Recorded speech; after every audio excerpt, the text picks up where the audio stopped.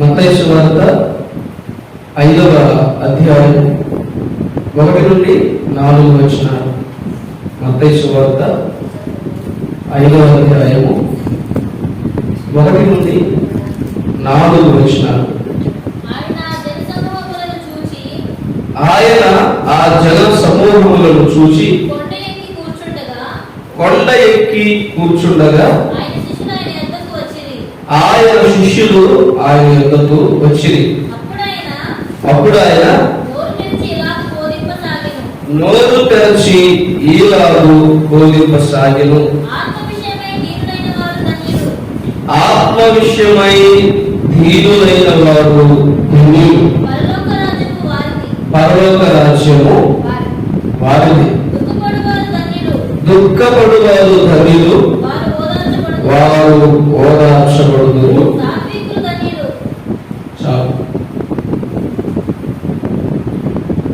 ఇక్కడ మనం చదువుతున్నటువంటి భాగంలో రెండు ప్రాముఖ్యమైనటువంటి విషయాలు కనిపిస్తున్నాయి. ఆత్మ విషయమై దేవుడైన వారు ధన్యులు, పరలోక రాజ్యము వారిది. దుఃఖపడువారు ధన్యులు, వారు ఓదార్చబడుతారు. దీన్ని కొండ మీద ప్రసంగం అంటారు.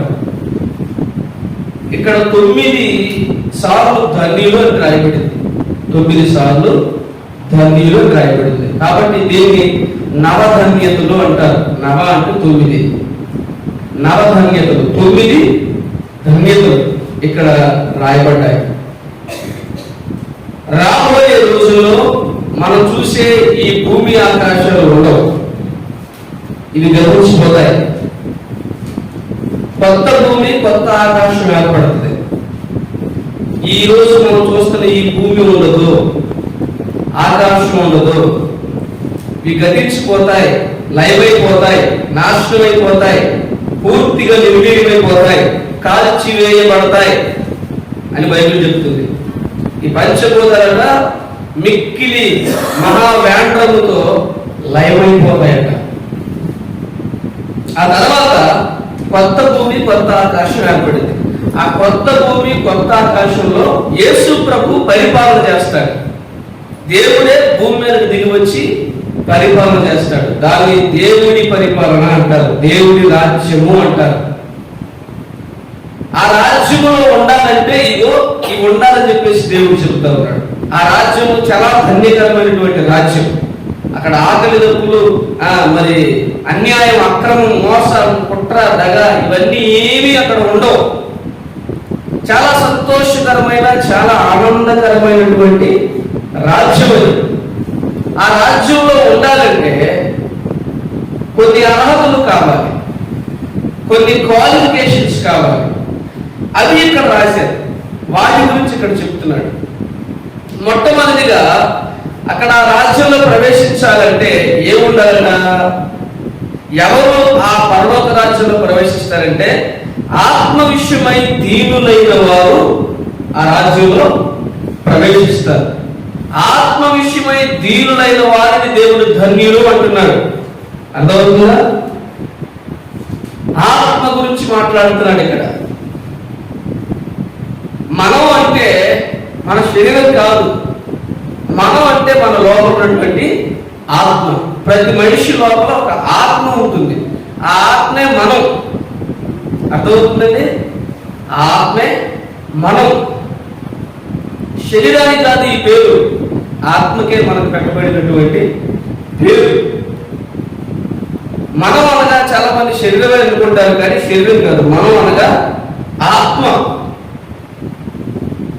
ఆత్మ, శరీరం ఈ రెండు మనకి చాలా ప్రాముఖ్యమైనవి. వీటిలో ఆత్మ ఇంకా శ్రేష్టమైనది, ప్రాముఖ్యమైనది. ఈ శరీరం కేవలం చొక్కా లాంటిది అనమాట. ఈ శరీరం అనేది ఆత్మకి చొక్కా లాంటిది. నేనేం చేస్తాం, బహుశా మనందరం కూడా ఏం చేస్తాం, చొక్కా మార్చుకొని మరొక చొక్కా తొడుగుతాం, డ్రెస్ మార్చుకొని మరొక డ్రెస్ వేసుకుంటాం. అర్థమవుతుందా? అదేవిధంగా డ్రెస్ పాత పడిపోయినప్పుడు ఏం చేస్తారు, దాన్ని పక్కన పడేస్తారు కదా. అలాగే ఈ శరీరం పాత పడిపోయినప్పుడు దాన్ని పక్కన పడేస్తే మనం కొత్త చొక్కా ఎలా తొడుక్కుంటామో మనకు కొత్త శరీరం ఇవ్వబడుతుంది అనమాట. మళ్ళీ కాబట్టి ఈ శరీరం అనేది కాదు మనం అనగా మనలో ఉన్నటువంటి ఆత్మ. చూడండి, యోహాను రాసినటువంటి యోహాను సువార్త 6వ అధ్యాయము 63వ వచనము. యోహాను సువార్త 6వ అధ్యాయము 63వ వచనం. ఆత్మయే జీవింపజేయుచున్నది, శరీరము కేవలము నిష్ప్రయోజనము. ఏమన్నాడు ఇక్కడ? శరీరము నిష్ప్రయోజనం. కానీ మనం ఏం చేస్తాం? శరీరానికే మొదటి ప్రాముఖ్యతనిస్తాం. శరీరమే వృద్ధి వృద్ధి వృద్ధి, ఈ సొప్పు అరిగిపోయేలాగా రుద్దుతాం. రాసి రాసి పౌడర్ డబ్బాలు ఖాళీ అయిపోవాలా, చెట్టు డబ్బాలు ఖాళీ అయిపోవాలా, సబ్బులు ఎన్ని సబ్బులు వాడతామో. ఈ శరీరానికి ఎంత ప్రాముఖ్యతనిస్తామో మంచిదే, శరీరానికి ప్రాముఖ్యతనివ్వడం మంచిదే. అయితే దీనికే కాదు, నీలో ఉన్నాడు చూసావు, ఆత్మ నిన్ను జీవింపజేస్తావు చూసావు, ఈ శరీరాన్ని బ్రతికిస్తావు చూసావు. ఆ ఆత్మ ముఖ్యమైనది, ఆ ఆత్మ శ్రేష్టమైనది. ప్రభు ఏమన్నాడు? యేసుప్రభు అన్నాడు, ఆత్మయే నిన్నైనా నన్నైనా మనందరినీ కూడా బ్రతికించుతుంది అన్నమాట. ఈరోజు నేను నిలబడి ఉన్నాను, మనందరం ఈరోజు ఇలా ఉన్నామంటే మనలో ఉన్న ఆత్మ. మనం ఎప్పుడు చనిపోతామంటే మనలో ఉన్న ఆత్మ మనలో నుంచి బయటికి వెళ్ళిపోయినప్పుడు మనకు మరణం అన్నమాట. అర్థమవుతుందండి? మనలో ఉన్న ఆత్మ మనల్ని వదిలిపెట్టి వెళ్ళిపోవడమే మరణం. అది కూడా శరీరానికే. ఆత్మకు చావు లేదు, గుర్తుపెట్టుకోండి, ఆత్మకు చావు లేదు. మరణం అనేది శరీరానికే. కాబట్టి ఇక్కడ మనం బాగా అర్థం చేసుకోవాల్సిన విషయం ఏంటంటే ఆత్మ. దేవుడు ఎప్పుడు చెప్పినా కూడా దేవుడికి బైబిల్లో మాట్లాడే దాని గురించి ఆత్మ గురించి మాట్లాడతాడు. మన శరీరం గురించి పక్కన పెట్టడానికి. రెండవది, మొదటిది ఆత్మ. ఆత్మయే జీవింపజేస్తా ఉంది, శరీరము కేవలము నిష్ప్రయోజనం. ఎందుకు నిష్ప్రయోజనం అన్నాడు? కొంతకాలానికి ఈ శరీరాన్ని వదిలిపెట్టి మనం వెళ్ళిపోవాలి. అందుకనే ఇది శాశ్వతంగా, ఈ శరీరం మనతో శాశ్వతంగా ఉండదు. కాబట్టి శరీరం నిష్ప్రయోజనమైనది అంటున్నాడు అన్నమాట. మీకు ఇంకా బాగా అర్థం కావాలంటే ఆదికాండము 2వ అధ్యాయం 7వ వచనం నుంచి వెళ్దాం. ఆదికాండము 2వ అధ్యాయం 7వ వచనం.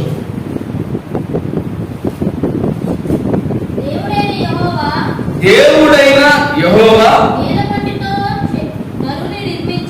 నేల మంటితో నరుని నిర్మించి వాని నాసికా రంధ్రములలో జీవవాయువును ఊదగా నరుడు జీవాత్మ ఆయను. అర్థమవుతుంది మీకు? ఇప్పుడు స్పష్టంగా అర్థమైందా? ఇందాక ప్రభు అన్నాడు ఆత్మయే జీవింపజేయుచున్నది అన్నాడు. ఇక్కడ మనం బాగా అర్థం కావడానికి ఇక్కడికి వచ్చాం కదా. ఆదికాండం 2వ అధ్యాయం 7వ వచనం. దేవుడు మట్టి తీసుకొని మనిషిని, ఆదాముని తయారు చేశాడు. ఆదాము తయారు చేసాడు కానీ, రూపం తయారు చేశాడు కానీ అప్పుడు ఇంకా ప్రాణం లేదు, కేవలం అది బొమ్మ మాత్రమే. ఆ ప్రాణం ఎప్పుడు వచ్చిందట? వాని నాసికా రంధ్రాలు అనగా ముక్కు రంధ్రాలలోనికి దేవుడు ఆత్మని పంపించాడు అనమాట. ఆత్మని వారి యొక్క నాసికా రంధ్రాలలోనికి, ఆదాము యొక్క నాసికా రంధ్రాలలోనికి, మనిషి యొక్క ముక్కు రంధ్రాలలోనికి జీవాత్మను పంపించినప్పుడు నరుడేమయ్యాడంట? జీవించే ప్రాణి అయిపోయాడు. అంతవరకు ఈ మనిషికి చర్మం లేదు. మొట్టమొదటిగా దేవుడు మనిషిని చేసినప్పుడు మట్టితో తయారు చేశాడు కానీ ఆత్మని దేవుడు అతనికి ఇవ్వనంత వరకు అతనికి చర్మం లేదు. చచ్చిపోయినటువంటి శవం ఎలా ఉన్నది? ఒలకదో, పలకదో, కదలదో, ఏముండదు. అదేవిధంగా దేవుడు మనిషిని తయారు చేసినప్పుడు మట్టి తయారు చేశాడు. ఆ బొమ్మ అలా ఉంది. అది ఎప్పుడు బ్రతికిందంటే ఆత్మని లోపలికి పంపించినప్పుడు. హల్లెలూయా. ఇప్పుడు అర్థమైందా? మనం అంటే ఎవరు? మనం అంటే మనలో ఉన్నటువంటి ఆత్మ. అది ఆత్మను గురించినటువంటి ఆలోచన ఇక్కడ మనకి దేవుడు ఇస్తున్నాడు అనమాట. మనం అనగా ఆత్మ. కాబట్టి మనం ఎక్కువ ప్రాముఖ్యత ఇవ్వాల్సింది, ఎక్కువ ప్రాధాన్యత ఇవ్వాల్సింది దేనికి అంటే ఆత్మకి. అలాగని శరీరాన్ని పట్టించుకోవద్దని నేను అనట్లేదు. స్నానం చేయకుండా సబ్బు రాసుకోకుండా ఉండమని నేను అనట్లేదు. కొంతమంది సబ్బు రాసుకోకుండా స్నానం చేస్తుంటారు కొంతమంది. మరీ బతకం సబ్బు అయిపోతుందని కొంతమంది ఆలోచన. పిసినారు ఉంటారు కొంతమంది, సబ్బు కూడా వాడరు, సబ్బు వాడకుండా స్నానం చేసేస్తారు. సబ్బు వాడకుండా బట్టలు ఎలా ఉంటాయి? ఎలా ఉంటుందమ్మా? మురికి వదిలిందా? మురికి వదిలింది కదా. మురికి పోవాలంటే సబ్బు వాడాలి. మరి శరీరానికి బట్టి మీకు గబ్బు పోవాలంటే సబ్బు వాడాలి కదా. కొంతమంది సబ్బు వాడరు. డబ్బులు అయిపోతుంది, అరిగిపోతుంది. శుభ్రత మనకు అవసరం. శరీరాన్ని అసలు పట్టించుకోకుండా వదిలేదు అనట్లేదు, కానీ శరీరాన్నే పట్టించుకుంటావు. కానీ నీ లోపల ఆత్మ ఉంది కదా, నిన్ను బ్రతికిస్తుంది, నిన్ను నిలబెడుతుంది. ఆ ఆత్మను పట్టించుకోవట్లేదు నువ్వు. ఈరోజు చాలా మంది శరీరానికే మేము అంటే ఇగో అర్థంలో కనపడే మా మొహం ఇదే అనుకుంటారు. నువ్వు అనగా నీలో ఉన్నటువంటి ఆత్మ. నీ శరీరానికి ఏ క్యారెక్టర్ లేదు, శరీరానికి క్యారెక్టర్ ఉండదు. నీలో ఉన్న ఆత్మకి అసలు శిశులైన క్యారెక్టర్ ఉంటుంది, శరీరానికి ఏమీ లేదు. శరీరానికి క్యారెక్టర్ ఉండదు, శరీరానికి వ్యక్తిత్వం ఉండదు, శరీరానికి గుణం ఉండదు. మనలో ఉన్నటువంటి ఆత్మే గుణము, వ్యక్తిత్వం, క్యారెక్టర్ అన్ని కలిగి ఉంటుంది. మనం అనగా మన ఆత్మ. మనం ప్రాముఖ్యతనివ్వాల్సింది, పట్టించుకోవాల్సింది ఆత్మనే. ఆత్మ గురించి ఎక్కువగా మనం ఆలోచన చేయాలి. మనం ఏం చేస్తామంటే ఈ ఆత్మను పట్టించుకో, మనలో ఉన్న ఆత్మని, మనల్ని బ్రతికిస్తున్న ఆత్మని పట్టించుకోగానే శరీరాన్ని మాత్రం ఎంత బాగా పట్టించుకుంటాం. ఎక్సర్సైజులు చేస్తాం, వాకింగ్లు, జాగింగ్లు, ఎన్ని చేసి చేస్తారో బాబు. 6 ప్యాక్ అట, 0 ప్యాక్ అట, ఆ ప్యాక్, ఈ ప్యాక్, ఎన్ని ప్యాక్లు చేసుకొస్తారో. నీ ఆత్మకు లేదు ప్యాక్, 6 ప్యాక్ లేదు. నీ లోపల ఆత్మ ఎలా ఉంది తెలుసా? చాలా దారుణంగా ఉందన్నమాట. శరీరాన్నే పట్టించుకుంటున్నావు, ఈ శరీరం గురించే తాపత్రయపడుతున్నావు, ఈ శరీరాన్ని పోషించుకోవడానికి ఎంతో కష్టపడుతున్నావు, ప్రయాసపడుతున్నావు. నీ దిగులు, నీ ప్రయాస, నీ కష్టం అంతా కూడా నీ శరీరం గురించే ఉంది. శరీరానికి ఏదైనా జబ్బు చేస్తే వెంటనే వైద్యుడి దగ్గరికి వెళ్తావు, అసలేమాత్రం తట్టుకోలేదు. ఈ శరీరానికి ఆకలి అయితే ఏదో ఒకటి గబగబ వండుకొని తింటావు.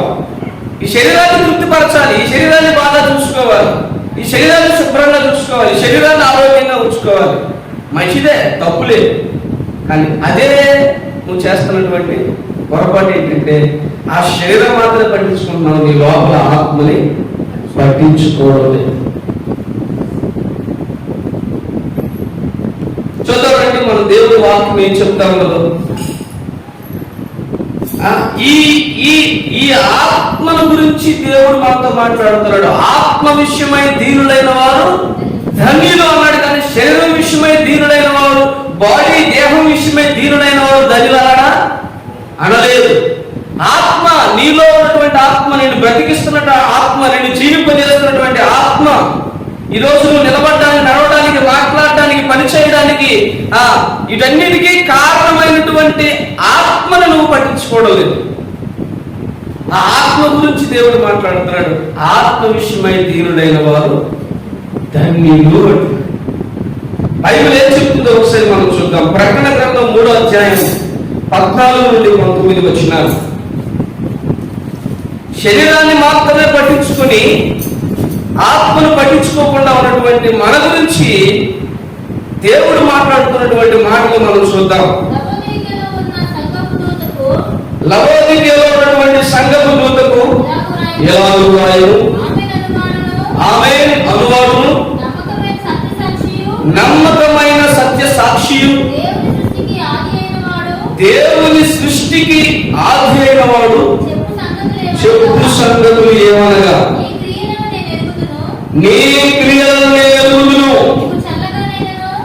నీవు చల్లగానైనను వెచ్చగానైనను లేవు, నీవు చల్లగానైనను ఉండిన మేలు, నీవు వెచ్చగానైనను చల్లగానైనను ఉండక నులివెచ్చనగా ఉన్నావు. కనుక నేను నీ పరీక్షించుచున్నాను. ఇది మొదటిది. దేవుడు ఏమన్నాడు? నీ క్రియలు నాకు తెలుసు. నీ క్రియలు నీ పొరిగింటోళ్ళకి, ఆయింటోళ్ళకి, ఈంటోళ్ళు తెలియకపోవచ్చు. నీ క్రియలు నీ కుటుంబ సభ్యులకు తెలియకపోవచ్చు. కానీ నీ పనులు, నీ క్రియలు నాకు తెలుసు. నేనెరుగుదును నీ క్రియలు. దేవుడు మాట్లాడుతున్నటువంటి మా మాట ఏంటంటే, క్రియలే కాదు, నీ మనస్సు, నీ ఆలోచన మొత్తం కూడా నాకు తెలుసు. నువ్వు ఎలా ఉన్నావు తెలుసా? చల్లగా లేవు, వెచ్చగా లేవు. నువ్వు ఎలా ఉన్నావంటే అటు ఇటు కాకుండా ఉన్నావు. ఆత్మీయ జీవితంలో ఉంటే చల్లగా ఉండాలి. చల్లగా అంటే అర్థం అసలు చల్లారిపోయినట్టు కాదు, వెచ్చగా ఉండాలి అంటే తగులుతున్నట్టు కాదు, చల్లదనం. మీకు గాయమైనప్పుడు, మీకు తలనొప్పి వచ్చినప్పుడు మొట్టమొదటిగా మీరు చేసే పని ఏంటి? చల్లటి నీళ్ళలో గుడ్డ వేసి చక్కగా తలకు పెట్టుకుంటారు. మరి గాయం కడిగేది కూడా చల్లనీళ్ళతోనే కడుగుతారు కదా. ఇప్పుడు మీ యొక్క మాంసం ఉంది కదా, మాంసం తింటారు కదా. ఆ మాంసాన్ని సాయంత్రం వండుకోవాలంటే ముందు దాన్ని ఏం చేయాలి? చల్లని స్థలంలో పెట్టాలి. ఫ్రిడ్జ్. మా సురేష్ అన్న ఉంటాడు, సద్ది మూట అంటాడు దాన్ని. సత్తిపెట్టెలో ఉంచుతారంట దాన్ని. ఇంగ్లీష్లో ఫ్రిడ్జ్, తెలుగులో సత్తిపెట్టాక ఆయన వ్యక్తి పేరు. ఆ పాడవకుండా ఉండాలంటే చల్లని ప్రదేశంలో వాటిని పెట్టాలి. ఇప్పుడు చల్లగా ఉండడం మంచిదే కదా. ఎండాకాలం వచ్చి మన అందరికి ఏ కావాలి? ఏ నీళ్ళు కావాలి? మనకి చల్ల నీళ్ళు కావాలి. ఈ చల్లదనం అనేది ఆరోగ్యాన్ని కలిగిస్తుంది, వస్తువులు పాడవకుండా చేస్తుంది, గాయాలు కడుతుంది కదా. కాబట్టి చల్లనిది మంచిది. నువ్వు చల్లగా లేవు, ఎలా లేవు? ఇప్పుడు వెచ్చదనం అనేది మనిషిలో ఉండాలి. వెచ్చదనం అనేది మనిషిలో లేకపోతే చచ్చిపోయినట్టు లెక్క. పాపం పెట్టుకుని చనిపోయిన వారి శవాన్ని మీరు చూసినప్పుడు ఒకసారి వాడు పట్టుకొని చూస్తే ఎలా ఉంటుంది? వాళ్ళ శరీరం అంతా కూడా చల్లగా ఉంటుంది. అంటే వాళ్ళు చచ్చిపోయి. వేడి, మనిషిలో వేడి ఉండాలి. ఇప్పుడు మీరు కోడి గుడ్లు ఉంటుంది కదా, గుడ్లు పెడుతుంది. గుడ్లు పెట్టిన తర్వాత అలాగే పెడితే అది పిల్లలు అవుతాయా? ఏం చేయాలి? ఆ గుడ్ల మీద కోడి వదగాలి, కూర్చోవాలి. అంటే వేడి పడుతుంది. కోడి ఏం చేస్తుందంటే వేడిని గుడ్డుకు కలిగిస్తుంది. అందువల్ల ఆ గుడ్డు లోపల జీవం పుట్టి పిల్లలు అవుతాయి. వేడి మనకి మంచిది, వేడి మనకి అవసరం. అది సామాన్యమైనటువంటి వేడి. ఇప్పుడు వచ్చే 50 డిగ్రీలు దాని గురించి కదా నేను మాట్లాడాను. సాధారణమైన వేడి, ఈ వేడి మనకు ఉండాలి. సో చల్లగా ఉండడం మంచిదే, వెచ్చగా ఉండడం మంచిదే. వాడి మనసు చాలా చల్లగా అంటారు. కానీ నువ్వు ఎలా ఉన్నావు?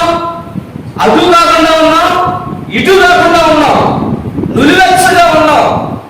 నులివెచ్చని టీ మనం తాగేస్తామా? కొంచెం స్ట్రాంగ్ గా చక్కగా ఉంటే బాగా టీని వేడిగా తాగుతాం, డ్రింక్ని చల్లగా తాగుతాం. డ్రింక్ చల్లారిపోతే తాగలేము, వేడిగా ఉంటే తాగలేము. టీ చల్లారిపోతే తాగలేము. నువ్వు అటు ఇటు కాకుండా మధ్య రకంగా ఉన్నావు. నువ్వు అటు ఉపయోగపడలేదు, ఇటు ఉపయోగపడలేదు. కనుక నేను ఏం చేస్తాను? నా నోట నుండి నిన్ను ఉమ్మివేస్తాను. నీ ఆత్మీయ జీవితం సరిగా లేదు, అటు ఇటు కాకుండా ఉన్నావు. 2 పడవల మీద కాలేసేటటువంటి వ్యవహారం నీలో ఉంది. అటు ఇటు కానటువంటి పరిస్థితులు నువ్వు బ్రతుకుతున్నావు. నీ ఆత్మీయ జీవితం సరిగా లేదు. కనుక నా నోట నుండి నిన్ను ఉమ్మి వేసేస్తాను, వదిలేస్తాను, నేను విసర్జించేస్తాను అంటున్నాడు. ఉమ్మిని ఎవరైనా నోట్లో పెట్టుకుంటారా? ఊసేస్తారు. అలా ఊసేస్తాను అంటున్నాడు దేవుడు. ఎందుకు? నీ జీవితం సరిగా లేదు, నీ ప్రవర్తన సరిగా లేదు, నీ బ్రతుకు సరిగా లేదు. ఎందుకు సరిగా లేదు? చూడండి కింద.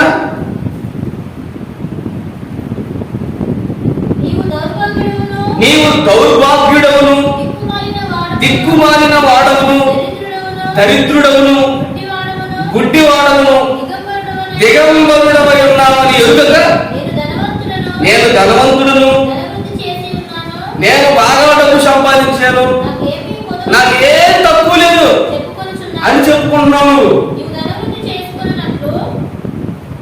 ప్రభు ఏమన్నాడు ఇక్కడ? ఈ తిట్లు అనుకుంటున్నారా? నెగిటి తిట్లు కాదు సుమా. ఏమండి? నెగిటి తిట్లు కాదు. దేవుడు అన్నటువంటి మాటలు. దేవుడు చాలా కరుణామయుడు, దయామయుడు, అది ఇది ఓ అంటా ఉంటారు. దేవుడు ఎంత కరుణామయుడో అంత కఠినుడు, ఎంత దయామయుడో అంత రోషం కలిగిన వాడు. ఆయన ఓపిక సహనానికి పరీక్ష పెడితే మామూలుగా ఉంటుంది. దేవుడు అన్నాడు, నీవు దౌర్భాగ్యుడు, దిక్కుమాలిన వాడు, దరిద్రుడు, దిగంబరుడు. ఈ దేవుడు అన్నటువంటి మాటలు. కొంతమంది జీవితాలు ఎలా ఉన్నాయి, ఎలా ఉంచుకొని ఎలా ఉన్నారంటే వాళ్ళు, నేను ధనవంతుడిని, నాకేం తక్కువ లేదు, నాకు అంతా ఉన్నాను. ఇక్కడ మాట్లాడేది అదే ప్రభు. నీ ఆత్మ విషయమై నువ్వు దిగంబరుడుగా ఉన్నావు. దిగంబరుడు అంటే ఇప్పుడు అందరూ 19 దిగంబర స్వామి అంట, బట్టలు లేని స్వాములు. భోజమంతా ఉంటారు, భోజమంతా కూర్చొని ప్రార్థన చేస్తూ ఉంటారు, దీవిస్తూ ఉంటారు. దిగంబర స్వాములు ఎక్కువైపోయారు. ఒంటి మీద బట్టలు లేకుండా రోడ్డు మీద తిరుగుతా ఉన్నాం. ఏమంటే బట్టలు లేకపోతే మనకి ఏం కావాలి? మనకేం రావాలి? సిగ్గు రావాలి. అవునా కదా? సిగ్గుపడతాం. చిన్నప్పుడు వెనకాల కూర్చొని నిక్కర్లు, మేము స్కూల్లో కూర్చొని నిక్కర్ వెనకాల తిరిగేది నా సంగతి తెలిసినప్పుడు ఎంత సిగ్గు అయ్యేదో మాకు చిన్నప్పుడు. అదో వాడుతుంటాం. అయ్యగాడు సంతోష్ గారు అంత వయసులో, ఎంతకెంత వయసులో 10 ఏళ్ళు 11 ఏళ్ళు ఆ వయసులోనే నెక్కలు చిరిగిందంటే ఎంత సిగ్గో, బడికి కూడా బాగుపోయేది. ఈరోజు కావాలని చిప్పుకుంటున్నారు నెక్కలు, కావాలని చిప్పుకొని, కావాలని గోపులు పెట్టుకొని. అదే పోయేకాలం, దాన్ని పోయేకాలం అంటారు. దాన్ని కావాలని చిప్పేసుకుంటున్నారు. బట్టలు లేకపోతే ఏం రావాలి? సిగ్గు రావాలి. కానీ సిగ్గు విడిచి బట్టలు తిరుగుతున్నావు, నువ్వు బలితగించి తిరుగుతున్నావు, బట్టబయలు జీవితం జీవిస్తా ఉన్నావు. సిగ్గు లేనటువంటి జీవితం ఇది, దిగంబర జీవితం ఇది. నీ లోపల పెట్టుకొని బయటికి నేను బాగా మంచి బట్టలు వేసుకున్నాను, కాస్త బట్టలు వేసుకున్నాను, మంచిగా ఉన్నానని అనుకుంటున్నావు. కానీ నీ లోపల నీ ఆత్మ ఎలా ఉంది తెలుసా? దిగంబరంగా ఉంది. నీ ఆత్మ భక్తులు లేని విధంగా ఉంది. నేను ధనవంతుడు, నాకు బాగుంది అనుకున్నాడు కదా, అసలు దరిద్రుడివి. దేవుడు చెప్తున్నటువంటి మాట, నువ్వు దరిద్రమైన స్థితిలో, నీ ఆత్మ దీనమైన, హీనమైన, దౌర్భాగ్యకరమైన పరిస్థితుల్లో ఉంది. కానీ ఇవన్నీ నువ్వు మర్చిపోయి, పై అందం చూసుకొని, పై రూపం చూసుకొని మురిసిపోయి, నేను బాగున్నాను, హీరో సూపర్ డూపర్ అన్నావు. నీ లోపల ఆత్మేమో దిగంబరంగా ఉంది. నువ్వు నిజంగా ధనవంతుడు కావాలి, నా దగ్గరకు వచ్చి సరి చేసుకుంటున్నాడు దేవుడు. నువ్వు నిజంగా ధనవంతుడు కావాలి, పై బాగున్నావు, నీ పై రూపం బాగుంది, సూపర్, ఎక్సలెంట్, ఓకే. మరి నీ లోపల ఆత్మ సంగతి ఏమిటి? నిన్ను బ్రతికిస్తూ నిన్ను జీవింపజేస్తున్నటువంటి, నీ జీవానికి కారణమైనటువంటి నీ లోపల ఆత్మను గురించి నువ్వు అసలు ఏమాత్రం పట్టించుకోని విధంగా ఉన్నావు. నీ ఆత్మ లోపల పాడైపోయినటువంటి పరిస్థితిలో ఉంది, దిగంబరంగా ఉంది. సిగ్గనిపించట్లేదు నీకు? ఇవన్నీ మర్చిపోయి ఈరోజు ఎంతో మంది పై రూపాన్ని బట్టి, పై వేషాన్ని బట్టి ఎంతో గర్వపడతా ఉన్నారు, ఆనందపడతా ఉన్నారు, సంబరపడతా ఉన్నారు. నేను బాగున్నాను. మరొక వచనం చూద్దాం. అదే ప్రకటన గ్రంథం 3వ అధ్యాయం 1వ వచనం.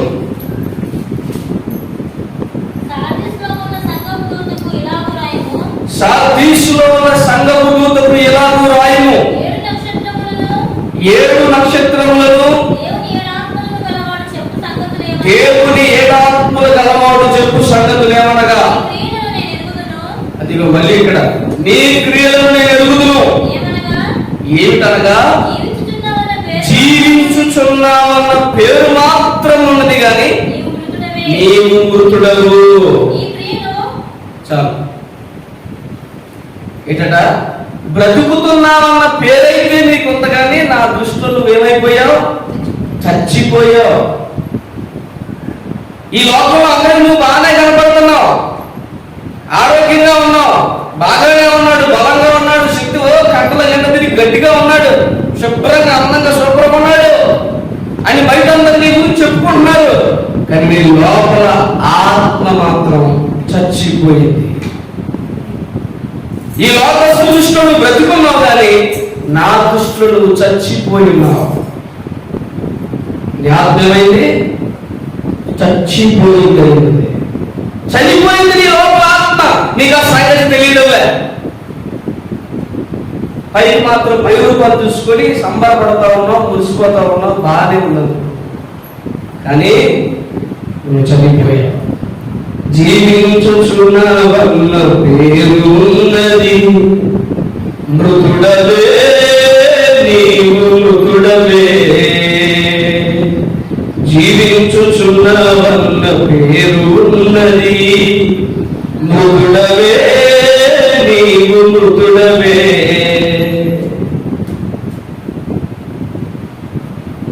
ఏంటట,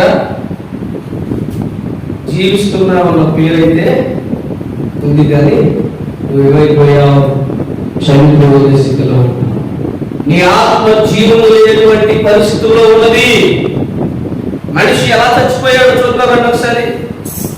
మనిషి చనిపోయాడని, నీవు చనిపోయావని దేవుడు అంటున్నాడంటే ఏమిటట ఆ చనిపోవడం? తిమోతి మొదటి పత్రిక 5వ అధ్యాయం 6వ వచనం. తిమోతి మొదటి పత్రిక 5వ అధ్యాయం 6వ వచనం.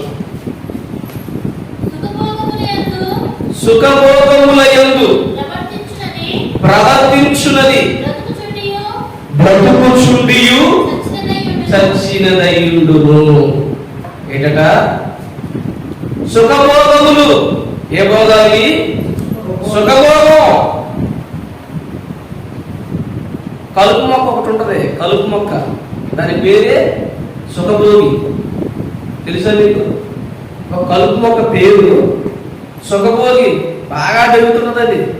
ఎక్కడ పెడితే అక్కడ, ఏ చేలో పెడితే ఆ చేలో పెరుగుతూ ఉన్నది. దాని పేరే సుఖభోగి. ఏంటది? దేని పేరుది? మొక్క పేరు, కలుపు మొక్క పేరు సుఖభోగి. ఈరోజు మనిషికి ఏమని కావాలట? సుఖం, భోగం. సుఖం కావాలి, భోగం కావాలి. దానికోసం ఎంత ప్రయాసపడుతున్నావు, ఎంత తాపత్రయపడుతున్నావు. నిన్ను పుట్టించింది నువ్వు సుఖపడటం కోసమా? నేను నిన్ను పుట్టించింది నీ భోగంలో నువ్వు బ్రతకడం కోసమా? నేను నిన్ను కన్నది, నీకు జన్మనిచ్చింది, నిన్ను భూమి మీద సృష్టించింది సుఖభోగాలు అనుభవించడానిగా. సుఖభోగముల యందు వాంఛ, కోరిక. వాంఛ అనగా తీవ్రమైన కోరిక. ఎప్పుడు చూడు సుఖపడదాం, ఎప్పుడు కోరిక తీర్చుకున్నావన్న రంది మీది. నీ సుఖాలు తీర్చుకోవడానికి తాపత్రయపడుతున్నావు, నీ కోరిక తీర్చుకోవడానికి చూస్తున్నావు. ఎంతకాలంలో ఈ పనికి మారిన పాపిష్టి జీవితం, ఈ లోక జీవితం ఎంతకాలం? నీ భోగాలయంలో ఆశపడి సంతోషపడే ఇచ్చబడే జీవితం ఎంతకాలం?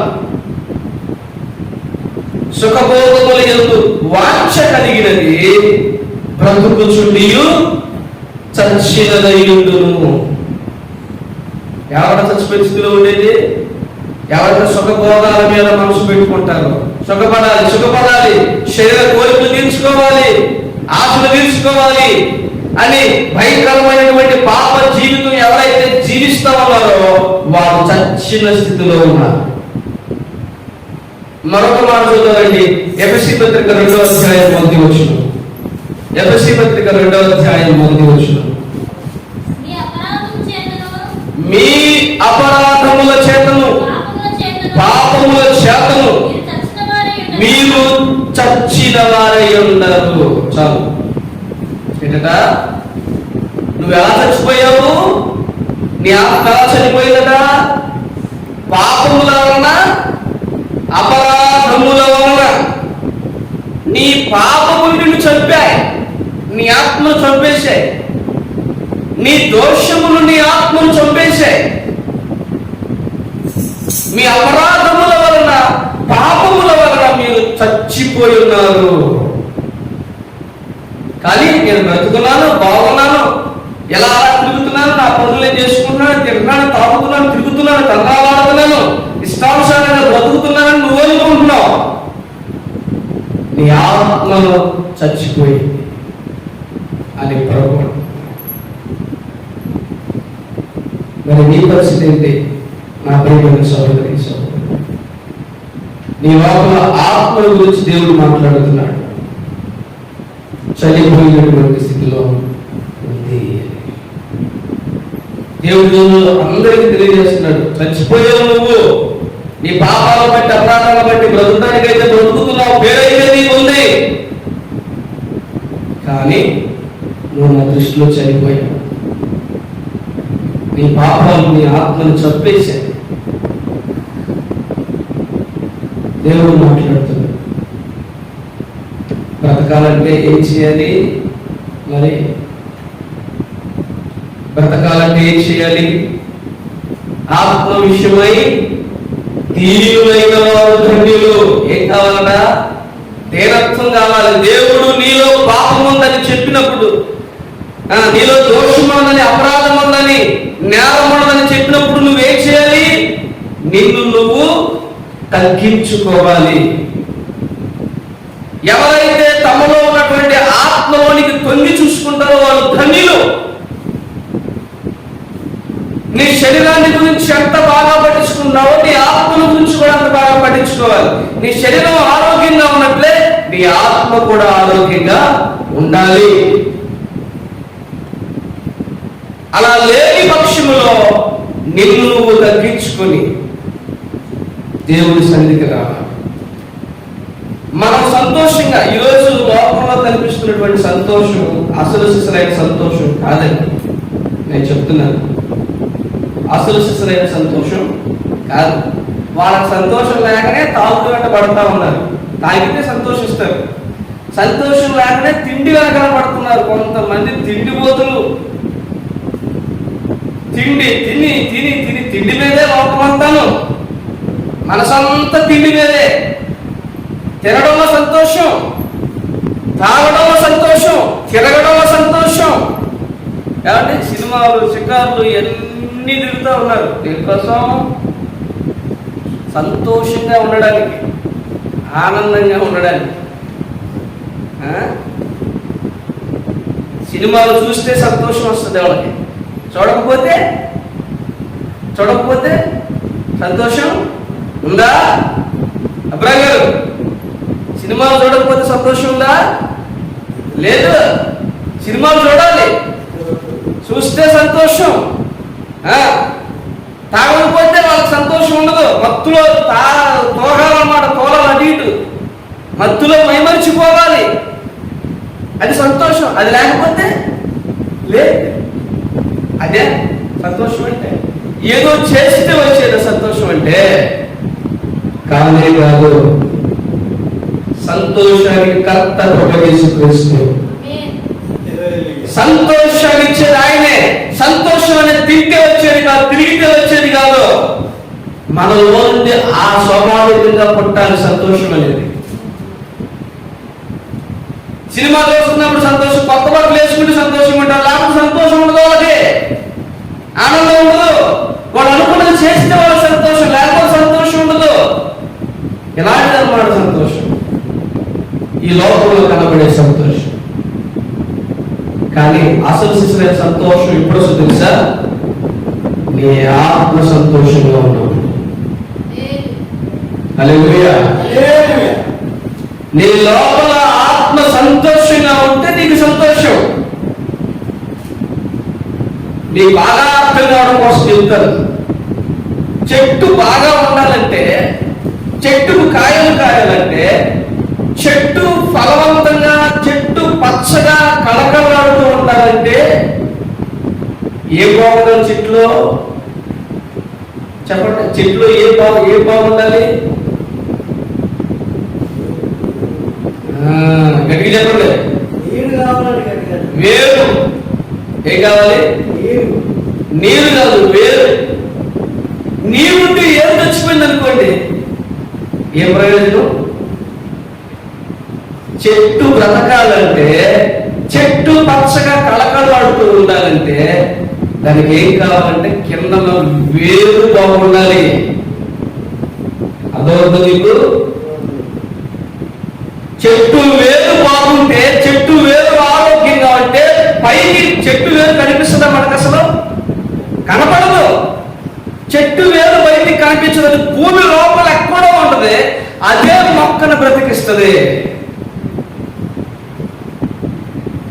ఆత్మ మనకు కనపడదు, ఆత్మ మనలో ఉన్నది. వేరు ఆత్మతో పోల్చి చెప్తున్నాను నేను. చెట్టు మనమైతే మన లోపల ఉన్నటువంటి ఆత్మ వేరు, చెట్టుకున్న వేరు లాంటిది. చెట్టు వేరు బాగుంటే చెట్టు పచ్చగా కళకళలాడుతుంది. వేరు చచ్చిపోయింది అనుకోండి, చెట్టు ఆటోమేటిక్ గా చచ్చిపోద్ది. అనుకుంటారు ఏమైందిరా దీనికి, ఇలా ఎండిపోయింది అని. చెట్టు వేరునేమీ చేయకుండా మీరు చెట్టుని ఏమైనా చేయండి చూద్దాం, తిరిగి మరలాది చిగురు పెడుతుంది. అది చెట్టును మీరు ఏమైనా చేయండి, ఏరు ముట్టుకోకుండా మళ్ళీ అది చిగురు పెడుతుంది. దాన్ని ఎరగదీసి నల్లగొట్టి మొక్కలు పిండి పిండి చేసినా మళ్ళీ వర్షం వస్తే పైకి వస్తుంది. అదే చెట్టు వేరు కట్ చేయండి, చెట్టు ముట్టుకోవాల్సిన అవసరం లేదు, వేరు కట్ చేయండి చాలు, చెట్టు ఆటోమేటిక్ గా ఎండిపోతుంది. నీలో ఉన్నటువంటి ఆత్మ ఫలంగా ఉంటే నువ్వు బాగుంటావు, నువ్వు సంతోషంగా ఉంటావు, నువ్వు ఆనందంగా ఉంటావు. ఆనందాన్ని ఎక్కడో వెతుక్కోవాల్సిన అవసరం లేదు. ఈరోజు వ్యసన పరులైపోయారు, భయంకరమైనటువంటి వ్యసనాలు కలిగిన వారుగా అందులో పడి మగ్గిపోతా ఉన్నారు. అది లేకపోతే బ్రతకలేరు. ఎందుకంటే వాళ్ళ ఆత్మ చచ్చిపోయింది కాబట్టి. ఈ ఆత్మ బాగుపడాలంటే ఒకటే కారణం, దేవుడు దానికి జీవం పోయాలి. దేవుడే దానికి జీవం పోయాలి. నీరు అంటున్నారు, మొక్క బాగుండాలంటే నీరు కాదు. ఆ చుట్టుపక్కల ఎక్కడైనా సరే నీళ్లు లేకపోయినా, మీరు జీడి తోటలు వేస్తారు కదా, చుట్టుపక్కల ఎక్కడ నీళ్లు పెట్టరు దానికి. మీరు జీడి తోట నీళ్లు పెడతారా? మరి ఎట్లా కాస్తుందని కాయ? ఎలా కాయగలుగుతుంది? ఎలా పచ్చగా ఉండగలుగుతుంది? దాని వేరు ఎక్కడెక్కడికో వెళుతుంది, భూమిలో నుండి సారాన్ని పీల్చుకుంటుంది. నువ్వు పైకే పోయాల్సిన అవసరం లేదు. చెట్టు బ్రతకాలంటే చెట్టు కొన్నటువంటి పైకి కనిపించినటువంటి ఏరు బాగుండాలి, పచ్చగా ఉండాలంటే. నువ్వు నీ జీవితం పచ్చగా, సంతోషంగా, సౌకర్యవంతంగా, సుఖంగా ఉండాలంటే నీలో ఉన్నటువంటి ఆత్మ, నీ బయటికి కనిపించినటువంటి నీ లోపల ఉన్న ఆత్మ సంతోషంగా ఉండాలి, ఆనందంగా ఉండాలి. నీ లోపల ఆత్మ సంతోషంగా, ఆరోగ్యంగా ఉండాలంటే ఆత్మకు పట్టినటువంటి తుప్పు వదిలిపోవాలి. ఆత్మకు నువ్వు చేసేటువంటి పాపాలను బట్టి నీ లోపల ఆత్మ నలిగిపోయి పతనమైపోయి ఉంది, చావు బ్రతుకుల మధ్య కొట్టుమిట్టాడుతూ ఉంది. దాన్ని బ్రతికించాలంటే ఆ పాపములు దాని యొద్ద నుండి తీసివేయబడాలి, జీవం పోయాలి. అది ప్రభువు యేసుక్రీస్తు మాత్రమే చేయగలరు. హల్లెలూయా. అది చేసినప్పుడు మనిషి ఆనందంగా ఉంటాడు. నేను చెప్పాను కదా, సంవత్సరానికి 70-80 సినిమాలు చూసేవాడు. నేను సినిమాలు చూడకుండా ఉండలేదు. సినిమా పిచ్చినాను. పొద్దునే చిన్నప్పుడు అలా అభిగాడ వయసులో ఉన్నప్పుడు సినిమా టీవీలో ఎలా చూసేవాడిని, దూరాలు పెట్టి ఇలా. నన్ను చూసే వాళ్ళు చాలా మంది నవ్వుకుంటూ ఉండేవాడు. ఆ ఇంట్లో ఈడేంట్రా ఇలా చూస్తాడు టీవీ అని నోరు ఎలా పెట్టి మరీ చూసేవాడిని. ఎంత పిచ్చో నాకు, సినిమా అంతా గుర్తుండిపోతున్నాను. చాలా మంది సినిమాలు 10 సార్లు 20 సార్లు చూస్తుంటారు. నాకు ఒకసారి చూస్తే బోరుగా, అంతే 2 సార్లు బోరు కొట్టేసేస్తాను. అంటే చూసిన సినిమాని మొత్తం దాచేసుకుంటాను లోపల, నేను అంత ఇంట్రెస్ట్గా చూస్తాను. అలా సినిమా చూసుకుంటే, టీవీ చూసుకుంటే ఎన్నిసార్లు దెబ్బతిన్నాను నేను. మా నాన్న పిలిచేవాడట, ఒక్క నాకు వినపడేది కాదు, అందరికి వినపడేది, నాకు వినపడేది కాదు. ఎందుకు? నా మనసంతా వాడు ఎక్కడుంది? సినిమాలో ఉంది, సినిమాలో ఉంది. పక్కన ఎవరు పిలిచినా పట్టించుకునేవాడు కాదు. కానీ ఈరోజు ఆ సినిమాలు చూడకుండా బ్రతకగలుగుతున్నాను.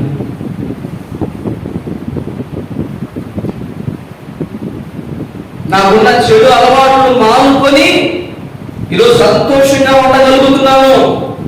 కారణం ప్రభుని యేసున ఆత్మను వెలిగించారు. హల్లెలూయా.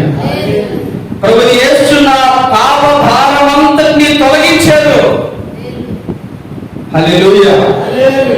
అందుకే నేను సంతోషంగా ఉన్నాను, అందుకే నేను ఆనందంగా.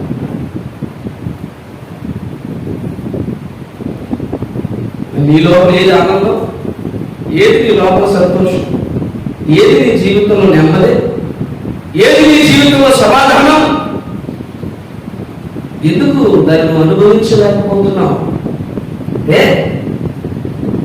నీ యొక్క పాపం, నీ యొక్క దోషమైనటువంటి జీవితం. ఇది గ్రహించినటువంటి నువ్వు ఏం చేయాలి? పశ్చాత్తాపడాలి. ఏం చేయాలి? ఏడవాలి. అందుకని కింద రాయబడింది, దుఃఖపడు వారు ధన్యులు, వారు ఓదార్చబడుదురు. ఎవరికి ఓదార్పు అంటే, ఎవరైతే తమ ఆత్మీయ జీవితాన్ని గురించి దుఃఖపడతారో వారికి ఓదార్పు.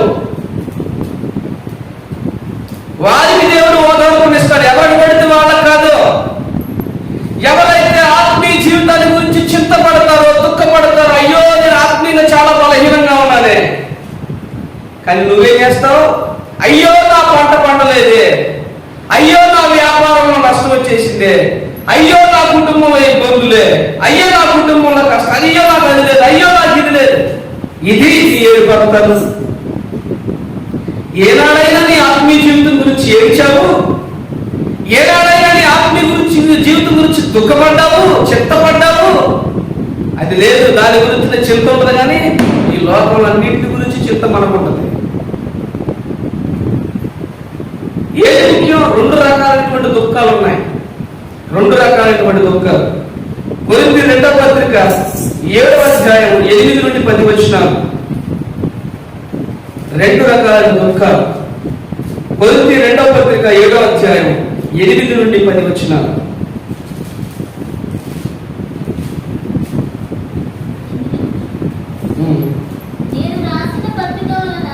నేను రాసిన పత్రిక వలన మిమ్మును దుఃఖపెట్టినందున నేను విచారపడను.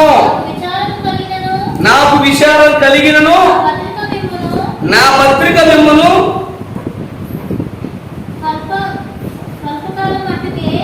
స్వల్పకాలము మట్టుకే దుఃఖపెట్టనని తెలుసుకొని ఉన్నాను. మీరు దుఃఖపడినని నేను సంతోషించట్లేదు, కానీ మీరు దుఃఖపడి మారు మనసు పొందితురని ఇప్పుడు సంతోషించుచున్నాను. ఏలైనగా ఏ విషయంలోనైనను నా వలన మీరు దుఃఖపడకుంటకై దైవ చిత్తానుసారముగా దుఃఖపడితిరి. దైవ చిత్తానుసారమైన దుఃఖము రక్షణార్థమైన వారు మనసును కలుగు చేయను. ఈ మారు మనసు మరలా దుఃఖాన్ని పుట్టించదు. అయితే లోక సంబంధమైన దుఃఖము మరణమును కలుగు చేయను. అర్థమవుతుంది మీకు? చాలా స్పష్టంగా రాయబడినటువంటి మాటలు. అపోస్తలుడైనటువంటి పౌలు కొరింథీ సంఘానికి 2వ పత్రిక రాస్తున్నాడు అనమాట. మొదటి పత్రికలో వాళ్ళని తిట్టాడు, ఎడాలడా వాళ్ళు గద్దించాడు. మీలో దోషం ఉంది, మీలో పాపం ఉంది, మీకు సిగ్గు లేదు, ఇలాంటి జీవితం జీవిస్తారా మీరని చెప్పేసి వాళ్ళని గద్దించాడు. వాళ్ళ ఆత్మీయ తండ్రి, వాళ్ళ కాపరి వాళ్ళని గద్దించేసరికి వాళ్ళకి తక్కువ వచ్చేసింది. ఈరోజు చాలా మంది దుఃఖపడిపోతున్నారు, గద్దిస్తే ఏడిచేస్తున్నారు, గద్దించినందుకు ఏడిచేస్తున్నారు, సరి చేసుకోమన్నందుకు కోపం వచ్చేస్తున్నాయి. నీ జీవితంలో ఉన్నటువంటి తప్పులు దోషాలు సరి చేసుకోమని చెప్పేవాడు నీ మేలు కోరేవాడు. పౌలు వాళ్ళ మేలు కోరి వాళ్ళని గద్దించాడు. దుఃఖపడ్డారట. వాళ్ళు దుఃఖపడ్డారని చెప్పేసి నేనేమి బాధపడలేదు. ఎందుకు బాధపడలా? నేను కూడా బాధపడను. ఎందుకు? నీ దుఃఖం వలన నీ మారు మనసు ఉంటుంది కాబట్టి. మీరు దుఃఖపడితే, నేను గద్దించిన గద్దింపుని బట్టి మీరు దుఃఖపడితే పశ్చాత్తాపడతారని నా యొక్క ఉద్దేశం. అందుకే కఠినంగా మాట్లాడాను, అందుకే కరుగ్గా మాట్లాడాను, అందుకే గద్దించాను, అందుకే హెచ్చరిక చేశాను. ఆవు మనసు పొందమని, సరిదిద్దుకోమని, సరి చేసుకోమని. మీరు ఏడుస్తున్నారని చెప్పేసి నేనేం నమ్మలేదు. మీ ఏడుపు మీకు మారు మనసు కలిగిస్తుందని చెప్పేసి నేను సంతోషిస్తున్నాను. ఎస్, ఎందుకు ఏడవాలి? ఎందుకు దుఃఖపడాలి? కాబరి నువ్వు సరి చేసుకోకపోతే దుఃఖపడతాడు, నువ్వు సరిదిద్దుకోకపోతే దుఃఖపడతాడు, కానీ నేను గద్దించినందుకు కాదు. ఈరోజు సేవకుడు గద్దించి తట్టుకోలేకపోతున్నారు, మందిరాలు మానేస్తున్నారు. కానీ దేవుడు నీకు పరలోకాన్ని మానేస్తాడు, సరిపోతుంది. ఆత్మలో అక్కడ నరకంలో అక్కడ అగ్ని ఆడదు, పురుగు చావదు, యుగ యుగాలు అక్కడ కాలుతూ ఉండాలి. గద్దింపు తట్టుకోలేకపోతున్నారు ఈరోజు చాలా మంది, హెచ్చరిక తట్టుకోలేకపోతున్నారు. సరిదిద్దుకోమని చెప్తే కోపం వచ్చేతనే అలుగుతున్నారు. ఎవరి మీద అలుగుతున్నావు నువ్వు? బాగుపడమని చెప్పడం తప్ప, సరిదిద్దుకోమని చెప్పడం తప్ప, హెచ్చరించడం తప్ప. దైవ చిత్తానుసారమైన దుఃఖము రక్షణార్థమైన మారు మనస్సును కలుగజేస్తుంది. దేవుడు గద్దించడం ద్వారా, సేవకుడు గద్దించడం ద్వారా నీలో పుట్టే దుఃఖం నీలో మారు మనసు కలిగించాలి. కానీ ఇంకో దుఃఖం ఉంది. ఏ దుఃఖం అనేది? లోక సంబంధమైన దుఃఖం. అదే, నాకు ఇది లేదు, నాకు అది లేదు, నాకు అది తక్కువైంది, ఇది తక్కువైంది, అది ఇది, ఈ లోకంలో వచ్చినటువంటి దుఃఖం ఇది. కోరిక తీరలేదని దుఃఖం, వాళ్ళు మాట్లాడలేదు, వీళ్ళు మాట్లాడలేదని దుఃఖం, వాళ్ళు మాట్లాడలేదని బాధపడుతున్నావు. బాగుంది, మరి దేవుడు మాట్లాడలేదు నీతో, దానికి దుఃఖం లేదు, దానికి బాధ లేదు. దేవుడు నీ మీద అలిగాడు, దేవుడు నీ మీద కోపడ్డాడు, అని నీకు దుఃఖం లేదు. వాళ్ళు ఎవరు మాట్లాడలేదు అడుగుతున్నావు, బాగానే ఉంది. మరి దేవుడు మాట్లాడలేదు కదా, ఆ బాధ లేదు నీకు, ఆ చింత లేదు. మనిషి మాట్లాడకపోతే ఏడుస్తున్నావు, మరి దేవుడు మాట్లాడకపోతే ఇంకెంత అడవాలి, ఇంకెంత రోధించాలి. అయ్యో ప్రభువా, నాతో మాట్లాడడం మానేసేవేంటయ్యా. ప్రభు నాతో మాట్లాడకపోతే నాకు ఎంత బాధ కలిగి తెలుసా? గుండెలు బాదుకుంటాను, నేను దుఃఖపడతాను. అయ్యో ప్రభు, నేను తప్పు చేస్తే క్షమించయ్యా. నువ్వు మాట్లాడకపోతే నేను బ్రతకలేదు ప్రభు, నువ్వు మాట్లాడకపోతే నేను ఉండలేదు. దేవుడు అడుగుతాను, ప్రభు నాతో ఎప్పుడన్నా మాట్లాడకపోతే బాధేస్తుంది, నాకు భయం వేస్తుంది. నాకు అమ్మో, ఆయన అందరూ కోపంగా ఉన్నాడంటే నాకు ఎంతో భయం వేస్తుంది. కానీ నీకు భయం లేదు, నీకు చింత లేదు, నీకు చలవ లేదు, నీకు చురుకు లేదు.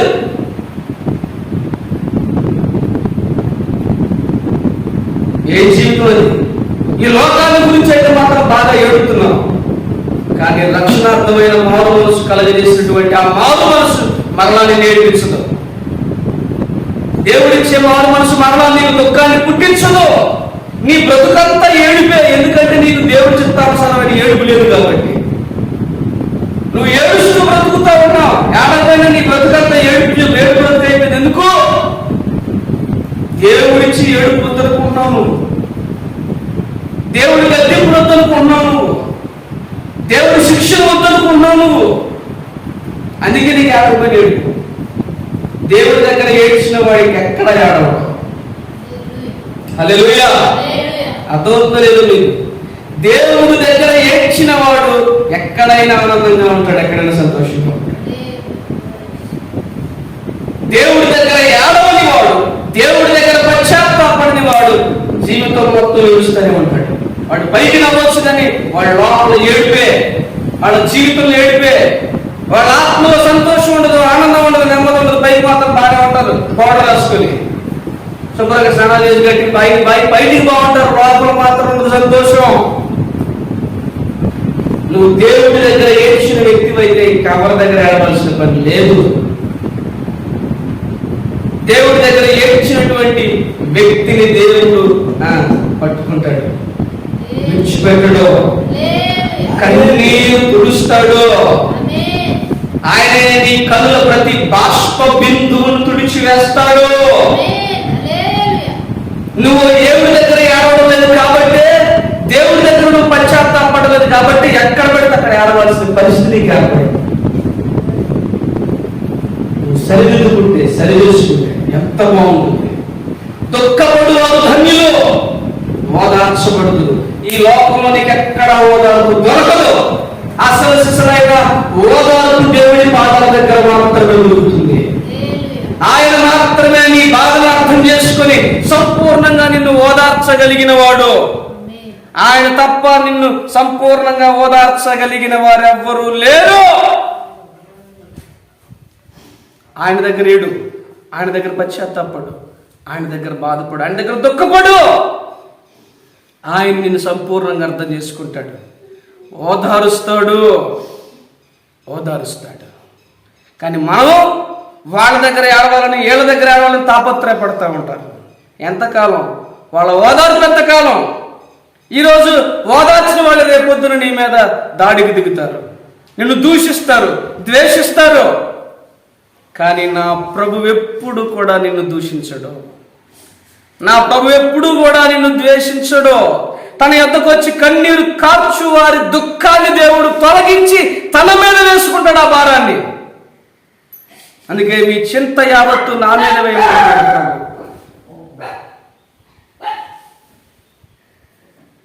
చింత యావత్తు నా మీద వేయ, నేను భరిస్తాను, నేను బాధపడతాను నీకోసం.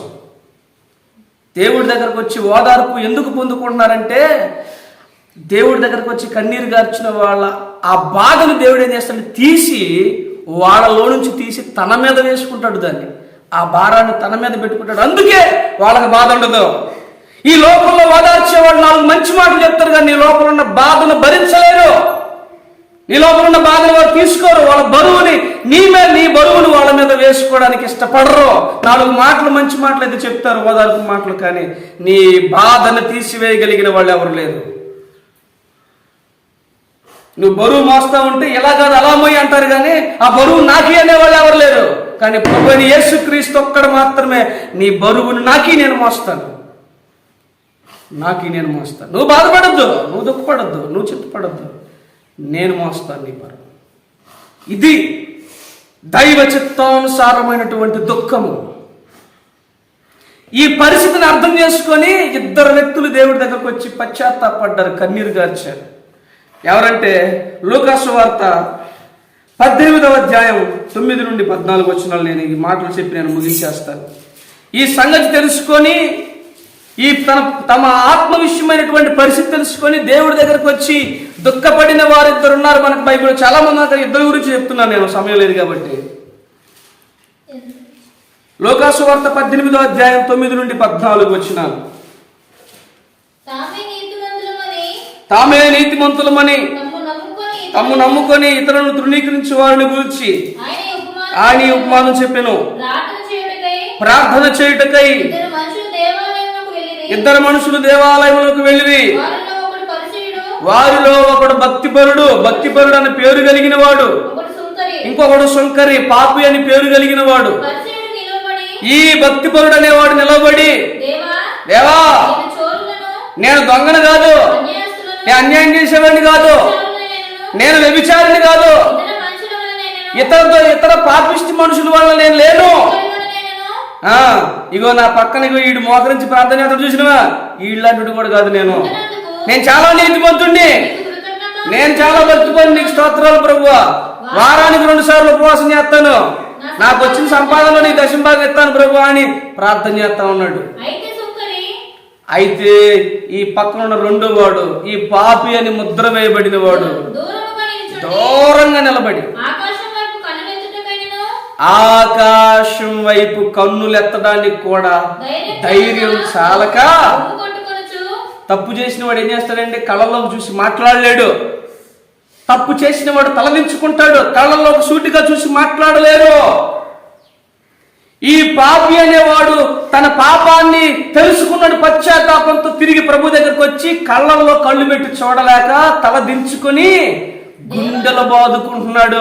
అయ్యో, నేను దుర్మార్గుడినయ్యా, నేను మోసగాడినయ్యా, నేను లంచగొడినయ్యా, నేను వ్యభిచారునయ్యా, నేను తాగుబోతున్నయ్యా, నేను తిరిగిపోతున్నాయ్యా, అబద్ధాలాడాను ప్రభువా, ఎంతో వ్యభిచారం చేశాను ప్రభువా, దయచేసి నన్ను క్షమించయ్యా అని దేవుడి వైపు కూడా చూడడానికి ధైర్యం చాలక గుండెలు బాదుకుంటూ ఏడుస్తున్నాడు. అది నచ్చింది దేవుడికి. ఈ భక్తిపరుడు చేసిన ప్రార్థనకి వీడు చేసిన ప్రార్థనకి ఎంత వ్యత్యాసం చూడండి. ఈ నిలబడి భక్తిపరుడు ప్రార్థన చేసి ఈ ప్రార్థన దేవుడు పక్కన పెట్టేశాడు. వెళ్ళవా అన్నాడు. వీడేం చేశాడంటే లోపల పాపాలు పెట్టుకొని పైకి నేను భక్తిపరుడిని, నీతిమంతుని, ఉపాసాలు ఉంటున్నాను, కానుకలు ఎత్తున్నాను అన్నాడు. లోపల పాపాన్ని మాత్రం అలాగే పెట్టుకుని ఒప్పుకోకుండా దాచిపెట్టుకుంటున్నాడు. కానీ ఈ పాపి అనబడేవాడు, ఈ శంకర్ అనబడేవాడు తను ఏం చేశాడో చెప్పట్లేదు, తను ఏం భక్తిపరుడో చెప్పట్లేదు, కానీ తాను చేసిన పాపాన్ని దేవుడి సన్నిధిలో ఒప్పుకుంటున్నాడు. దేవుడు వాడిని క్షమించాడు. వాడి పాపాన్ని తీసి తన మీద వేసుకున్నాడు. వాడికి నీతిమంతుడిగా అభివృద్ధి చేశాడు. వాడు సంతోషంగా తిరిగి వెళ్ళాడట. వాడు సంతోషంగా తిరిగి, దేవుడి దగ్గరకు దుఃఖంతో వచ్చిన వారు, దుఃఖపడిన వారు తిరిగి దుఃఖంతో వెళ్ళరు, తిరిగి సంతోషంతోనే వెళతారు, ఆనందముతోనే తిరిగి వెళతారు. దేవుడి దగ్గరకు వచ్చి పశ్చాత్తాపడి దుఃఖపడి బాధపడిన వారు ఎవరు తిరిగి బాధతో వెళ్ళడానికి ఆయన ఇష్టపడడు. ప్రయాసపడి భారం మోసుకుని సమస్త జనులారా నా యొద్దకు రండి, నేను మీకు విశ్రాంతినిస్తాను. ఈ లోకంలో మీకు ఎవరు ఇవ్వలేదు నెమ్మది, ఎవరు ఇవ్వలేదు సంతోషం, ఎవరు ఇవ్వలేదు విశ్రాంతి, నేను ఇస్తాను.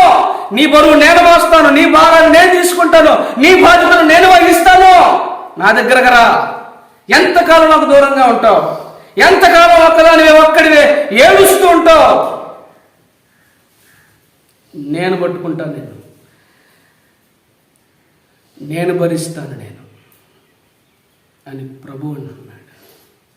ఈ సొంకరి ఆ సంగతి తెలుసుకొని ప్రభు దగ్గరకు వచ్చి పశ్చాత్తాపడితే దేవుడికి క్షమించాడు. ఒక్క మాట కూడా అనలే, ఒరే నువ్వు పాపివురా అని అనలే, ఒరే నువ్వు దుర్మార్గుడురా అని అనలే. ఎవరైతే ప్రభు దగ్గరకు వచ్చి పశ్చాత్తాపడతారో వారిని తిరిగి ఒక్క మాట కూడా అనడు. దేవుడు తన కొడుకుగా స్వీకరిస్తాడు, కూతురుగా స్వీకరిస్తాడు పశ్చాత్తాపడిన వాళ్ళని. నువ్వు అలాంటి దానివి, నువ్వు ఇలాంటి దానివని అనేవాడు కానే కాడు నా ప్రభు. ఇంకొక ఆవిడ ఉంది బైబిల్లో, లూకాసు వార్త 7వ అధ్యాయం 36 నుంచి చదువుదాం మనం. లూకాసు వార్త 7వ అధ్యాయం, ఇది చెప్పేసేసి నేను ముగించేస్తా ఉన్నాను. లూకాసు వార్త 7వ అధ్యాయం 37వ వచనం 36 చదువుదాం, నేను చదువుతాను. పరిసయ్యులలో ఒకడు తనతో కూడా భోజనము చేయవలనని యేసు ప్రభువుని అడిగాను. ఆయన ఆ పరిసయ్యుని ఇంటికి వెళ్ళి భోజనంలో కూర్చుని ఉండగా, భోజన వరసలో కూర్చొని ఉండగా, ఆ ఊరిలో ఉన్న పాపాత్మురాలైన ఒక స్త్రీ, ఆ ఊరిలోనే పెద్ద పాపాత్మురాలట ఆమె ఒక స్త్రీ, యేసు ప్రభు పరిసయ్యుని ఇంట భోజనమును కూర్చున్నాడన్న సంగతి తెలుసుకొని ఒక బుడ్డిలో అత్తరు తీసుకుని వచ్చి వెనక తట్టు, అంటే వాళ్ళు ఎలా కూర్చుంటారు, యూదులు ఎలా కూర్చుంటారు, కాళ్ళు వెనక వైపు ఉంటాయి, మనలా కుర్చీలో కూర్చోరు వాళ్ళు, కాళ్ళు వెనక వైపు ఇలా ఇలా జారగలబడి కూర్చుంటారు భోజనం చేసేటప్పుడు. కాళ్ళు వెనక వైపు ఉన్నాయి, ప్రభు ఇటున్నాడు, ఆడి కాళ్ళు పక్క ఉన్నాయి. ఈ స్త్రీ వెనక నుండి వచ్చి ఆయన ముఖాన్ని చూడలేదు, ఆయన ముఖాన్ని కాదు కోరుకున్నది, ఆయన పాదాలు కోరుకున్నది. పశ్చాత్తాపడిన ఏ వ్యక్తి కూడా తలను కోరుకోడు, పాదాలు కోరుకుంటాడు. తగ్గింపది. తగ్గింపు లేనివాడే నేను ఆ స్థాయిలో ఉండాలి, ఈ స్థాయిలో ఉండాలని కోరుకుంటాడు. తగ్గింపు కలిగిన వారు ఎప్పుడైనా సరే కింద కూర్చోడానికి ఏమాత్రం ఇష్టపడరు. చక్కగా దేవుని పాదాల దగ్గర కూర్చుంటారు.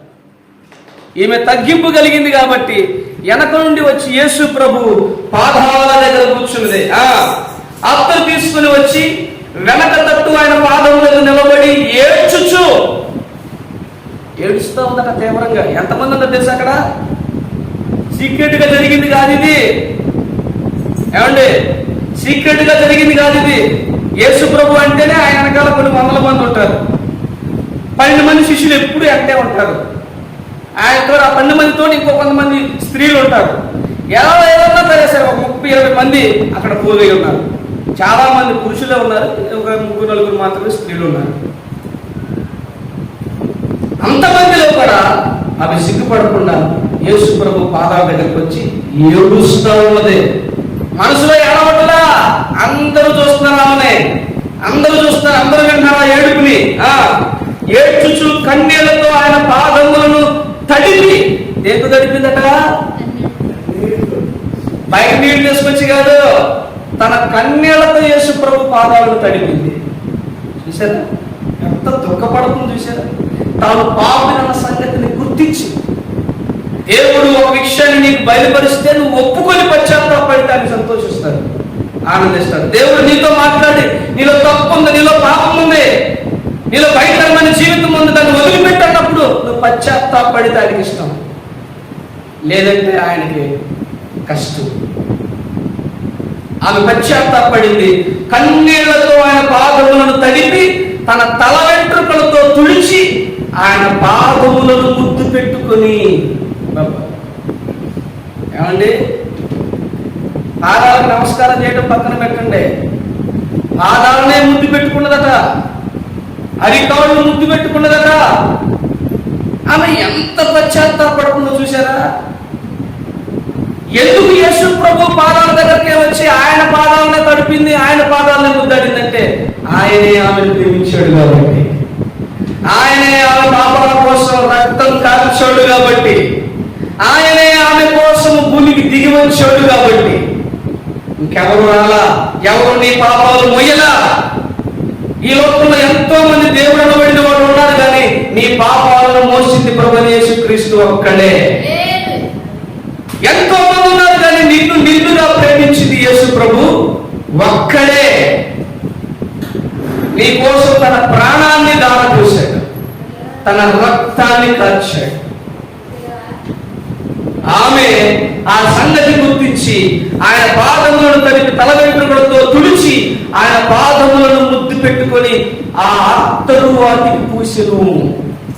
అత్తరు పూసిందట మాట. ఏం చేసింది? అత్తరు పూసింది. అత్తరు అంటే తెలుసు కదా మీకు, అత్తరు అంటే సెంట్. ముస్లిమ్స్ ఎక్కువ వాడతారు అత్తరు. చిన్న అత్తరు గుడ్లు ఉంటాయి, చాలా రేట్ ఎక్కువై. తన వ్యభిచారపు సొమ్ము చేత సంపాదించినటువంటి డబ్బుతో కొన్న అత్తరును తీసుకొచ్చి యేసు ప్రభు పాదాలను పావనం చేసి, తల వెంట్రుకలు అంటే స్త్రీకి ఎంత గౌరవం, ఎంత అందం. తన అందాన్ని, తన గౌరవాన్ని యేసు ప్రభు పాదాల దగ్గర పెట్టేసి ఆయనకు సమర్పించేసి, ఇదంతా చూస్తున్నారు చాలా మంది.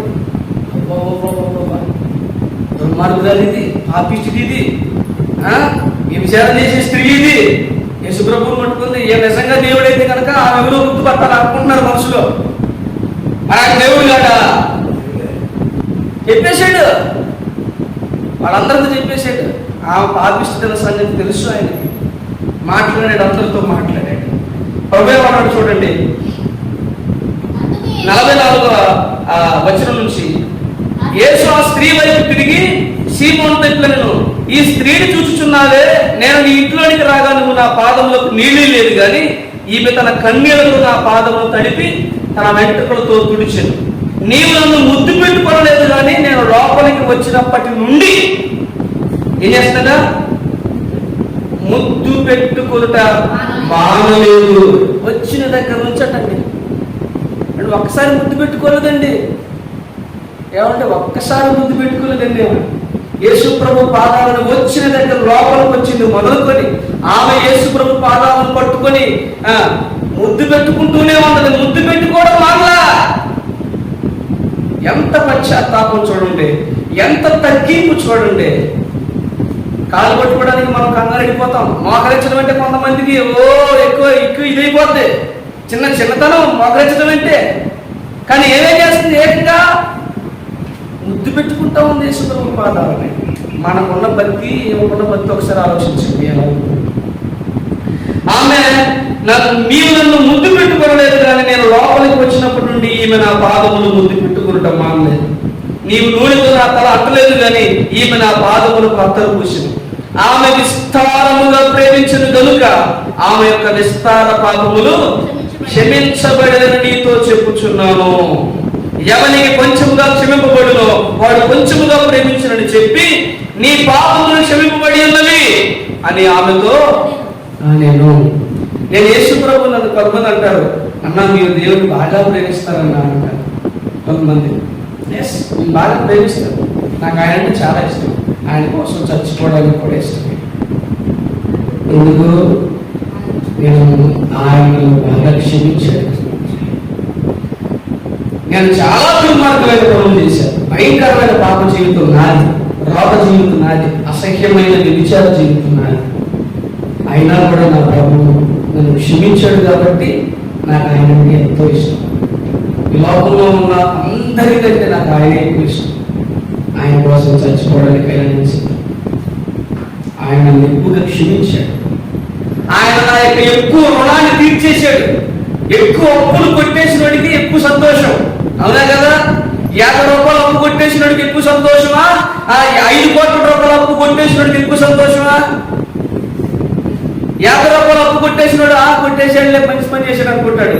అదే 50 కోట్ల అప్పు కొట్టేసినాడు అయితే వాడి కొట్టేసినాడు ఎవడైతే ఉన్నాడో వాడికి పాలాభిషేకం చేస్తాడు అవసరమైతే కదా. ఈమె అలా చేస్తుంది. అత్తరుతో ఆయనకు అభిషేకం చేస్తుంది. అత్తరుతో ఆయన పాదాలు కడిగేసింది. ఎందుకంటే అంత భయంకరమైన పాప జీవితాన్ని యేసు ప్రభు క్షమించాడు. ఎస్, దేవుడు నిన్ను కూడా క్షమిస్తాడు. నువ్వు నీ పాపాలు ఒప్పుకుంటే, పశ్చాత్తాపం, నీ పాప జీవితాన్ని గుర్తించి ఆయన దగ్గరకు వచ్చి నువ్వు దుఃఖపడితే, ఏడిస్తే, కన్నీరు గారిస్తే నిన్ను కూడా ఏ షరతు లేకుండా ఆయన క్షమించడానికి సిద్ధంగా ఉన్నాడు.